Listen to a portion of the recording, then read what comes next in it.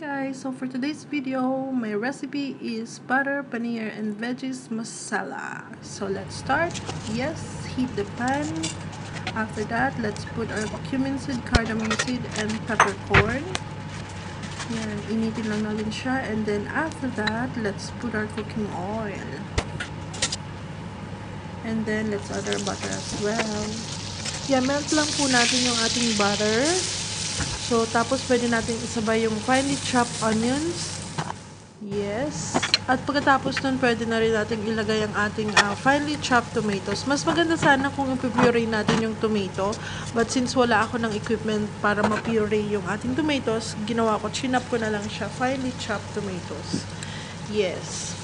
And then after that, para mabilis maluto yung ating onion and tomato, lagyan natin siya ng asin o yung salt para mabilis maluto. So yan, lagyan natin siya ng salt.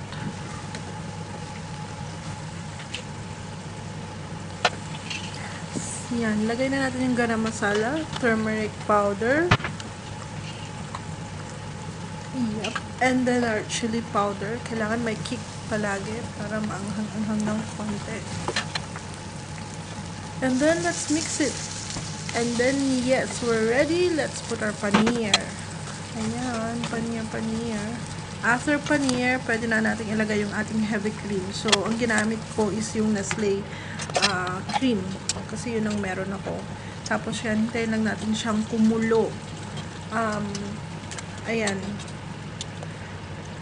Ito yung ating paneer butter masala. So, actually, pwede na to eh. Kaya lang dinagdagan ko lang siya ng mixed veggies para sa kulay. So, yan.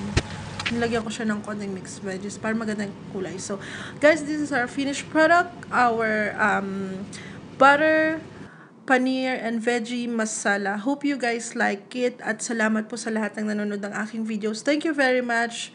And please subscribe for more. Thank you. God bless.